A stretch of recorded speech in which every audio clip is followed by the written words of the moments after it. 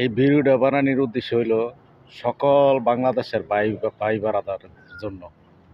বাংলাদেশি যত ভাই বারাদার আছে বাংলাদেশে, তাদের জন্য এই ভিডিওটা পর্যাপ্ত পরিমাণ শেয়ার করে দিবেন। এই ভিডিওটা আমি শেয়ার দেখতে চাই। তো যাক, যেটা নিয়ে কথা বলছিলাম যে আপনারা সবাই শুনতেছেন যে মালয়েশিয়াতে কলিং ছাড়ছে। আপনারা অনেকে রেডি হয়েছেন যে কলিংয়ে আইবেন মালয়েশিয়াতে।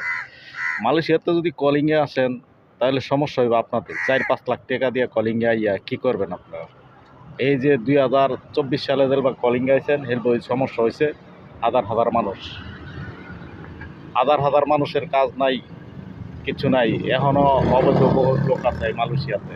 কিন্তু আমরা মনে করছি যে বাংলাদেশ থেকে লোক আইয়া যে অবৈধ লোকগুলান বৈধ করার সুযোগ দিব, কিন্তু দেখি যে না, তারা পকেট বাড়ি করে কলিং ছাড়ছে। আইসে 17,000 না 18,000 লোক কলিংয়ে আনবো।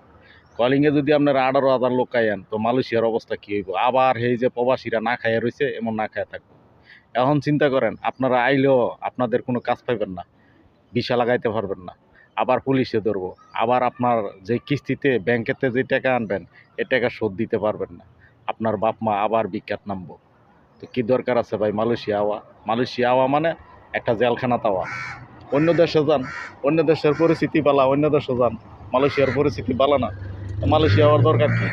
এখন যাদের 2024 সালে ভিসা লাগছে, তাদের ভিসা ক্যান্সেল করে দিতেছে প্রত্যেকটা এজেন্টে, ক্যান্সেল করে দিতেছে।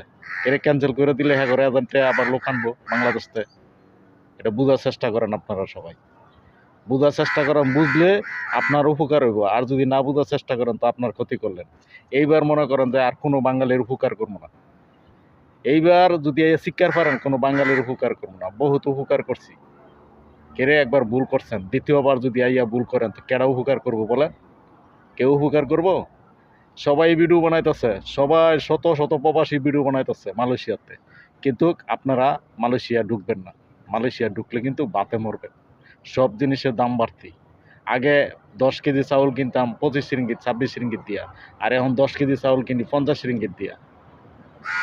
আগে 1 কিলো টমেটো কিনতাম 2 টাকা 3 টাকা দিয়া, এখন 1 কিলো টমেটো কিনি 7 টাকা 8 টাকা দিয়া। বলেন কোন জিনিস সস্তা? কোনো জিনিস সস্তা না। এজন্য বলি, আপনারা বিবেচনা দিয়ে কাজ করবেন, বিবেচনা ছাড়া কিন্তু কাজ করেন না। তা সবাই ভালো থাকবেন, আর ভিডিওটা পর্যাপ্ত পরিমাণ শেয়ার দেখতে চাই। আসসালামু আলাইকুম।